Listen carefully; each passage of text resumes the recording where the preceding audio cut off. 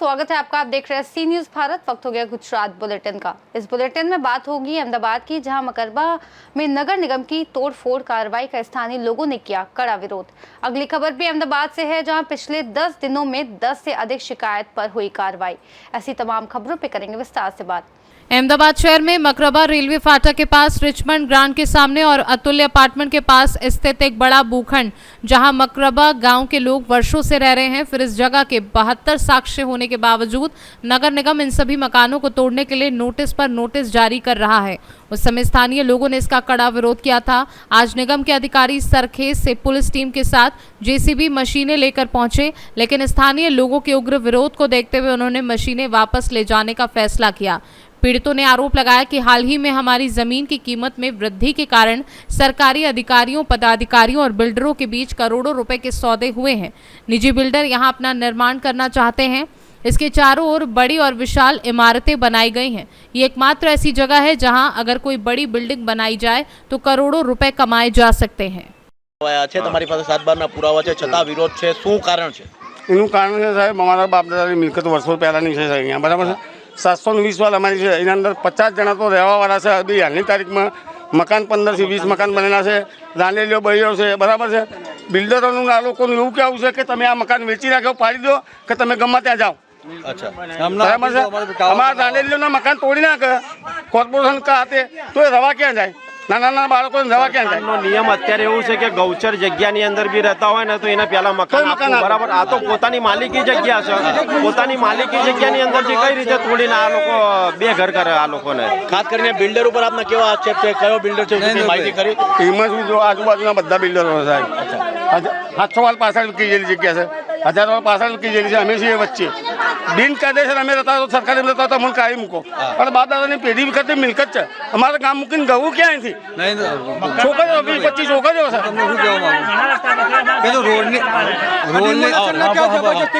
રોડની જગ્યા હોય સાહેબ, કે રોડ કપાતની જગ્યા હોય, જગ્યા રોકાતી નથી। રેલવેનું જગ્યા હોય તો જગ્યા રોકાતી નથી। આ પેન રોડ પડેલો છે 30 ફૂટનો, કોઈ મકાન પાડ્યા નહીં આગળ, એવો રોડ આખો બ્લોક કરી નાખ્યો। એ ક્લિયર કરાવો ને તમે, એ ક્લિયર કરાવો, જો જે જગ્યા રોડની ત્યાં ક્લિયર કરાવો ને। અમિતભાઈ ઠાકર અહીંના જે ધારાસભ્ય છે એમને રજૂઆતો કરી છે, શું એમને ત્યાંથી પ્રત્યુત્તર મળી? રજૂઆત આપણે કરી એટલે સાહેબે રિસ્પોન્સ સારો આપ્યો કે ભાઈ આમનો જે એફપી છે એફપી ખાલી કરી આપો ને તમે, ઓપી તમારો ખાલી કરીને આપી દેશે, બરાબર। એટલે સાહેબને જે ત્યાં ડેપ્યુટી કમિશનર છે જ્યાં તોડવા માટે મોકલ્યા છે એમને બી રજૂઆત કરી। એમને મને એવું કીધું કે તમારી જોડે જે પેપર છે એ ઓફિસે લઈને આવો, આપણે 2 કલાક ડિસ્કસ કરી લઈએ। અત્યારે તોડવાનું એમને ના પાડ્યું છે, ના પાડી છે। અત્યારે ચોમાસાનો ટાઈમ છે, નાના નાના છોકરા છે। અમે અત્યારે અમે સાહેબ જોડે સમય માગશું કે સાહેબ અમને 1-8 મહિનાની તમે મુદત આપો, બરાબર। તો અમારું એફપી જ્યાં ખાલી કરાવે ત્યાં અમે ઝૂંપડું તો વારીએ ને, અમારું ઝૂંપડું વરાઈ જાય। અહીંયા સામે તમારી કાયદેસરની જગ્યા હોય તો એફપી આપવાનું, તોડવાનું એવો કોઈ નિયમ જ નથી, જ્યાં માલિકી જગ્યા હોય, જ્યાં માલિકી જગ્યા હોય ત્યાં જો એફપી આપવો જોઈએ, ઓપીની અંદર જ એફપી મળવો જોઈએ, રેસિડેન્ટની અંદર। એ તો વર્ષો 7 પેઢી હા 1995 તો બાંધકામ છે। સરકાર તમને ફાઇનલ પ્લોટ આપે છે, પણ નિયમ એવો છે કે તમારી પોતાની જગ્યા છે તો એમાં કોઈ જાતનું તોડવાનું નહીં, આવતું નથી। ફાઇનલ પ્લોટ આપ્યા પહેલા આ લોકો ખાલી કરાવવા, ફાઇનલ પ્લોટ અમને આપ્યા પહેલા કઈ રીતે અમે ખાલી કરીએ છીએ? લઈ લે, આ 7 બારના પુરાવા છે, લાવો બતાવો, જો આ 7 બારનો પુરાવો છે, 7 બારના પુરાવા છે। સર્વે નંબર 16/4, બરાબર। આ માલિકી જગ્યા છે, આટલા નામો છે અંદર। હવે આપની ફાઇનલ માંગણી શું છે? ફાઇનલ માંગણી સાહેબ એક જ કે ગરીબ વિધવાઓ છે, અમે પણ ગરીબ માણસો છે, બરાબર છે। અમારું જે બાંધકામ છે પૂરા ટોટલમાં છે, અમારે કપાત આપવાની જરૂર નથી સાહેબ। અમે ગરીબ માણસ જઈએ ક્યાં? ગૌચર જગ્યામાં મકાન પાડે તો સરકાર પણ ગરીબને સહાયતા કરે। રાંડેલીઓ છે બધા, અમે નાના નાના ગામ મૂકીને ગઈએ ક્યાં અમે? તો અમારે તમારે જગ્યા લેવી હોય, કપાત લેવી હોય 40%, તો અમારું જેવું બાંધકામ છે બાંધકામ અમને કરી આપો। એટલે પહેલા અમને જગ્યા આપો, પછી અમારું ડિમોલેશન। હા, ખાસ કરીને આજે અહીંયા અતુલ્યમની બાજુમાં તમારી કેટલા વર્ષોથી જગ્યા છે, તમે રહો છો, શું પરિસ્થિતિ સર્જાઈ છે અને શા માટે ડિમોલેશન કરવામાં આવ્યું? અમારું સાહેબ એક જ ગણતરી છે, અમારા બાપ દાદાની વર્ષો પહેલાંની મિલકત અહીંયા છે। સર્વે નંબર 16/4, બરાબર। સર્વે નંબર 16/5 એક હતો, એક સર્વે નંબર 16/13 હતો, બંને બે અમે વેચી નાખેલા છે પ્લેટ. આ જગ્યા અમારા પોતાની બાપદાદાની મિલકત છે. અમને બહાર ચીપકાઈ છે, કોઈ નોટિસ આપીને કોર્પોરેશન જતા રહે, બરાબર છે.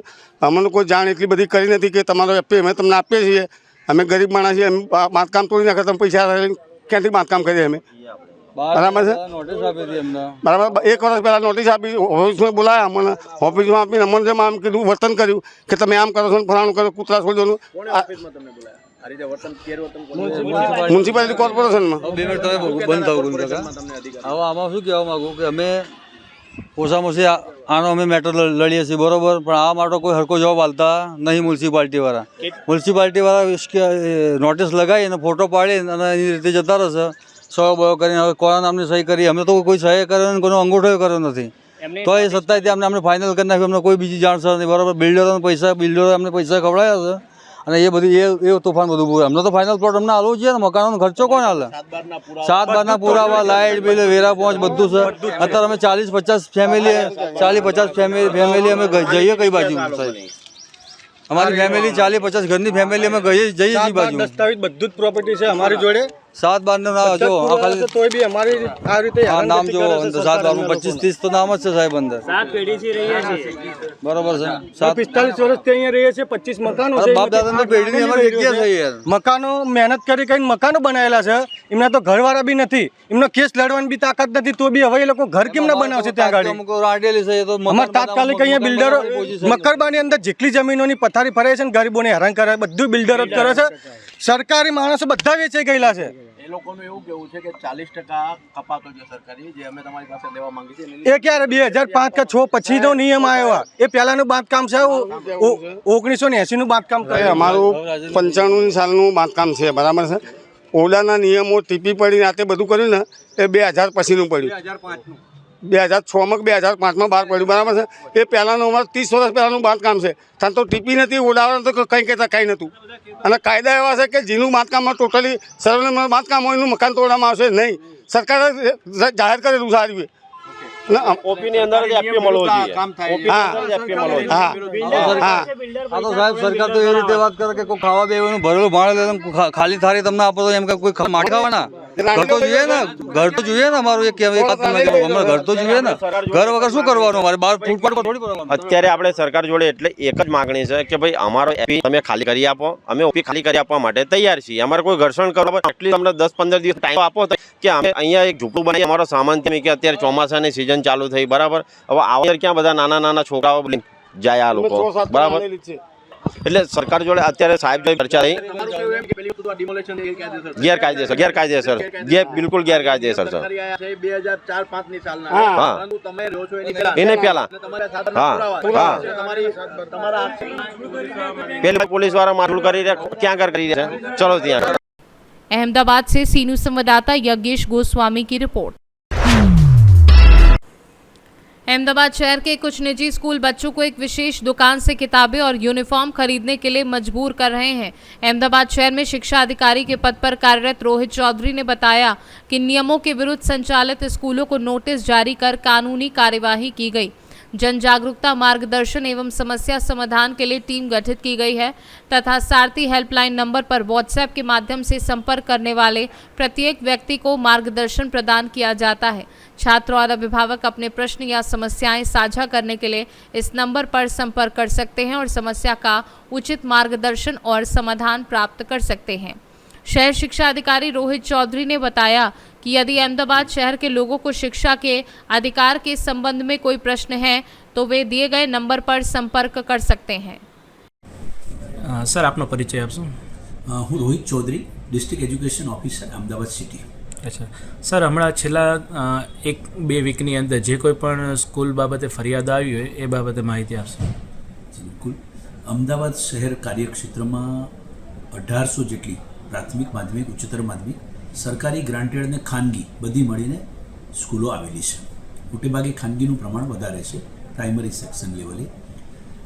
અમે છેલ્લા 3 વર્ષથી એક સારથી હેલ્પલાઇન શરૂ કરી છે, જે ખાસ કરીને વિદ્યાર્થીઓ, વાલીઓને અને શિક્ષણ જગતમાં કોઈને પણ શિક્ષણને લગત કોઈ સમસ્યા હોય, કોઈ માર્ગદર્શન લેવાનું હોય, ધારો કે કારકિર્દી માર્ગદર્શન હોય કે અભ્યાસને લગતું હોય કે 10માની 12માની બોર્ડની પરીક્ષાઓ હોય, ત્યારે પણ અમારી આ હેલ્પલાઇનમાં જે એક્સપર્ટનું જે ગ્રુપ છે એ સતત વિદ્યાર્થીઓના કોઈ પણ સવાલો સબ્જેક્ટિવ આવે અથવા સાયકોલોજીકલ આવે તો એમને માર્ગદર્શિત કરવા માટે અમારો આ ગ્રુપ જે છે એ એક્ટિવ હોય છે. એમાં માત્ર વોટ્સએપમાં મેસેજ જ કરવાનો હોય છે અને જે મેસેજ જે નંબર પરથી આવે છે એ નંબર ઉપર અમારા એક્સપર્ટ સામે ચાલીને કોલ કરીને માર્ગદર્શન આપે છે.